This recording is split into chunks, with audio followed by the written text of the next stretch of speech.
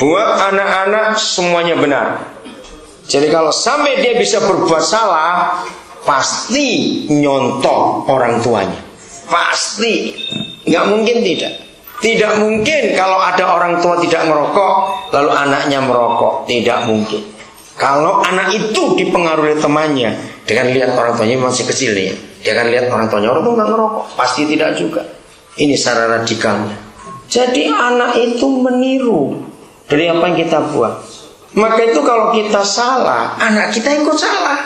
Karena mereka lihat, oh papaku begini, mamaku begitu, ikut. Karena manusia itu peniru. Sebab itu saudara, harus ada fakultas jurusan suami dan jurusan istri. Harus kuliah dulu itu mau menikah itu. Sekian semester dulu baru boleh kawin. Karena menjadi papa dan menjadi mama itu bukan barang gampang. Itu yang sangat berat karena dicontoh oleh anak-anaknya. Makanya kalau saya katakan tadi jangan asal beranak, kasar kata-kata itu. Tapi saudara-saudara mengerti. Kalau nggak main-main jadi orang tua. Contoh dari orang tua itu penting sekali. Ulangan pasal 6. Kita lihat apa akibatnya kalau keluarga itu nggak harmonis. Orang tua nggak bisa jadi papa mama yang baik. Jadi apa nanti anak-anaknya? Ayat yang ke-7, 6-7 saya baca. Ulangan 6 ayat 6 dan 7. Silakan Bu, bahasa Inggrisnya. And you must commit yourselves wholeheartedly to these commands that I am giving you today. Repeat them again and again. Tunggu ya. Repeat it again and again. Ulang-ulangi pelajaran itu, ajarkan itu berulang-ulang kepada siapa? Your children. Kepada siapa? Kita bahasa Indonesia, anak-anakmu. Berarti perintah untuk siapa? Orang tua. Mengapa ada kata repeat them again and again? Ulang-ulang. Binatang gak perlu diajar, apalagi ulang-ulang, nggak ada. Segoblok-gobloknya binatang nggak perlu diajar. Nggak ada yang ngamen. Betul? Kalau saudara pernah ketemu binatang goblok, lihatlah, nggak perlu diajar. Mereka otomatis ngerti. Tapi anak orang sepinter-pinternya otaknya, kalau nggak diajar 1 tambah 1, dia akan ngerti nggak? Saya jawab, akan ngerti enggak? Tidak. Ayat itu luar biasa, berulang-ulang. Maka itu rekan-rekan pendeta, saya sering mengatakan pada banyak teman-teman hamba Tuhan, jangan segan-segan mengulang-ulang pelajaran. Bukan alasan karena enggak tema yang baru, terus pendetanya malas ngotot banyak sama, terus bukan begitu.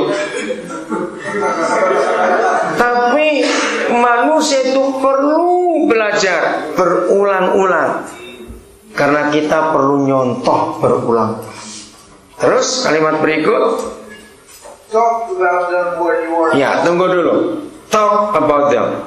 Dalam bahasa Indonesia dikatakan dan bicarakan itu.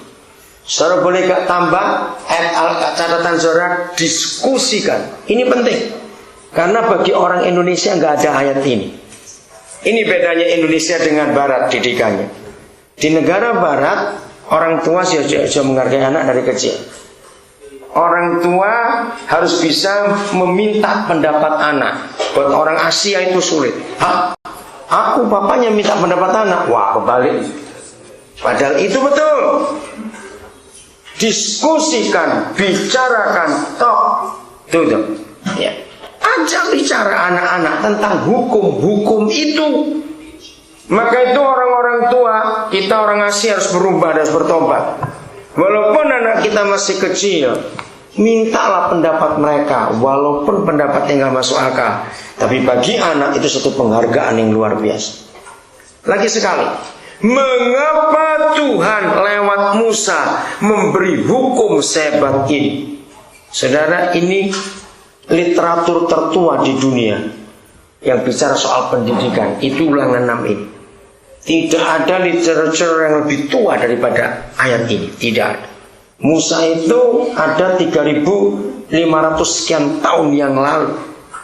Bayangkan hukum ini sudah ada lebih dari 3.500 tahun yang lalu. Peranan orang tua itu luar biasa pentingnya untuk anak-anak. Dan sekarang kita akan diberitahu di 4 tempat, catat, di mana orang tua akan berpengaruh dalam hidup anak. Dan kalau 4 ini tidak ada, anak itu pasti rusak. Maka itu tidak tunggu orang tua cerai, anak itu rusak. Saya ulangi, tidak menunggu orang tua cerai, anak itu rusak. Kalau orang tua tidak cerai, tapi tidak pernah melakukan ulangan 6, anak itu pun akan rusak. Catat ini saudara, ini hebat sekali. Hanya ada 4 tempat untuk orang tua punya pengaruh. Dan ini pun hanya sampai umur 10-an, 11-an. Lewat itu sudah hilang anak itu. Maafin dulu, ada kesempatan. 4 tempat yang ditulis oleh Tuhan lewat Musa, itu hanya berumur anak itu 10 atau 11. Di Amerika sudah lebih rendah lagi. Kenapa? Lihat 4 tempat itu. Satu apa? Ya, di rumahmu. Inggrisnya bilang apa? Ya, at your home. Duduk di rumahmu. Apabila engkau sedang duduk di rumahmu.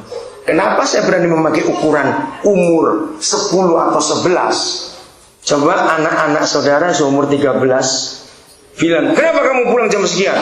Ayo duduk sini. Nggak bisa. Betul nggak? Mereka sudah punya teman sendiri. Maka itu seringkali orang tua telat. Sadarnya setelah anaknya teenage, remaja, terlambat. Duduk di rumah itu di bawah umur 7 tahun. Betul enggak? Sebelum 10 tahun anak masih bisa duduk di rumah. Setelah itu lain ceritanya. Hebat betul ayat ini. 3.500 tahun yang lalu sudah ada hukum seperti ini. Di rumahmu. Dulu sebelum ada CD player, DVD player, saya selalu khotbah kepada banyak keluarga orang-orang kaya. Sekalipun kamu kaya, jangan beli TV di semua kamar ada TV-nya. Mentang-mentang kaya sampai WC pun pakai TV. Kenapa? Karena kalau TV satu, papa, mama, dan anak-anak masih bisa duduk sama-sama. Kalau TV-nya banyak, papa di sana, mama di situ, anak di ono, satu di situ lagi. Karena masing-masing punya TV. Kapan bisa duduknya sama-sama? Ngerti nggak ini, Ustaz? Karena duduk di rumah itu universal dan up to date. Katakan amin.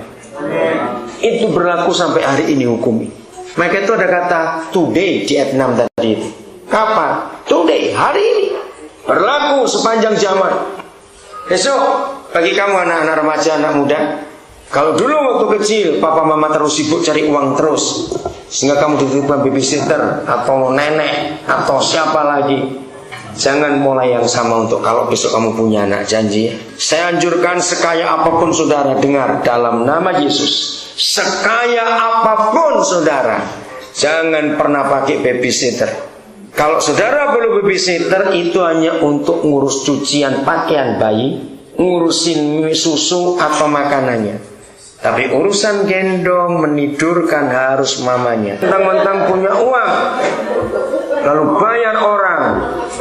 Maka itu lihat, semua anak itu pasti mirip babysitternya. Tiap hari dengan dia, dia pasti dong.